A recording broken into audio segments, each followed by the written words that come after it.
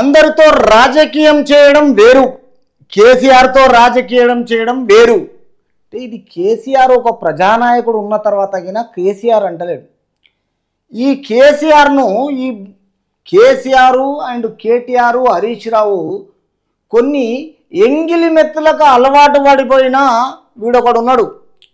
ఈ మధ్యనే మొన్న తన్నులు తినవీడు కాంగ్రెస్ పార్టీ వాళ్ళు కొట్టలేని ఒక అమ్మాయిల విషయంలో వీన్ని ఒక అమ్మాయిల విషయంలో పాపం అమ్మాయిలను గోకిండు. పాపం ఆడపడుచులు అరే మన సిస్టర్ లాంటి వాళ్ళని వీనికి తన మన అని భేదం లేకుండా మునుగోడుకెళ్ళి వచ్చి ఒక మన్సూరాబాద్ ఏరియాలో ఒక ఛానల్ పెట్టుకొని పిచ్చి పిచ్చిగా తన్నులు తిన్న బుద్ధి వింది.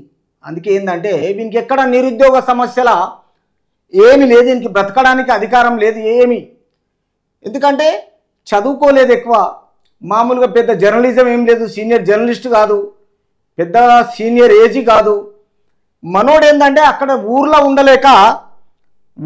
ఉండలేక తిరిగి మనోడు ఏం చేసిండు, హైదరాబాద్ వచ్చి అందరూ ఛానల్ పెట్టుకురు కదా, నేను ఒక యూట్యూబ్ ఛానల్ పెట్టుకున్నా, నేను పెద్ద పోటుగాని, నేను అందరినీ విమర్శించవచ్చని నోరు వారేసుకొని పదే పదే బీఆర్ఎస్ వాళ్ళ దగ్గరికి వెళ్ళి తొంగలో తొక్కిన తెలంగాణ రాష్ట్ర ప్రజలు ఆ పార్టీని ఓడించిన తర్వాత ఈ మధ్యన వీళ్ళ ఎంగిలి మెత్తులకు అలవాటు అయిపోయి ఈరోజు అధికార పార్టీని రాష్ట్ర సీఎంను మనోడు విమర్శించడం అలవాటు పడిపోయాడు.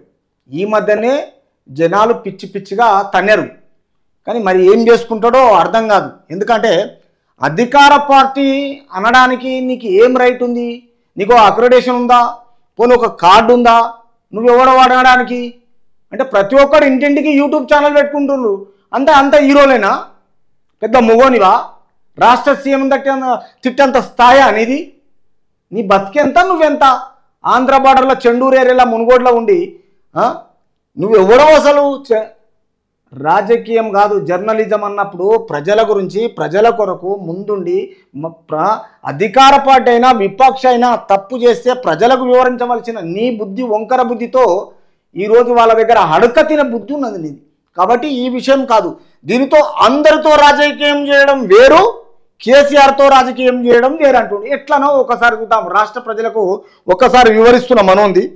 కాబట్టి ఈ విషయంలో మీరే ఆలోచన చేయాలి. ఈ విషయంలో ఈ మాటలు చూడండి ఎలా మాట్లాడుతున్నాడు. పదే పదే ఒక 4-5 ఛానళ్ళు మాత్రమే అధికార పార్టీని విమర్శిస్తున్నాయి. ఈరోజు రాష్ట్ర ప్రజలు ప్రశాంతంగా ఉన్నారు. అన్ని విధాల మేనిఫెస్టోని రిలీజ్ చేసుకొని రోజుకు 18 గంటలు పనిచేస్తున్నారు. వీళ్ళ విమర్శల వల్ల పార్టీని అధోగతి చేసి పాపము ఆ బీఆర్ఎస్ పార్టీనే బదలాం చేస్తున్నారు. తిరిగి ఈ మధ్యన పోని తన్నులు తిన్నాడు మనోడు. తన్నులు ఎక్కడ తిన్నాడు? మన్సూరాబాద్లో తిన్నాడు. మన్సూరాబాద్ ఎల్బీ నగర్లో హాస్పిటల్ లేవా అంటే తిరిగి వచ్చేడా యశోద హాస్పిటల్ సోమాజిగూడలో ట్రీట్మెంట్ చేయించుకున్నాడు. అంటే దీని అర్థం ఏంటి? పక్కా వీడు బీఆర్ఎస్ వాళ్ళ ఎంగిలి మెతుకులు తిన్నాడు అని అర్థమైపోయింది. వాంది వాడే దవ్వుకుండు గొయ్యి. అర్థమవుతుందా మీకు? వాని గొయ్యి వాడు దవ్వుకున్నాడు.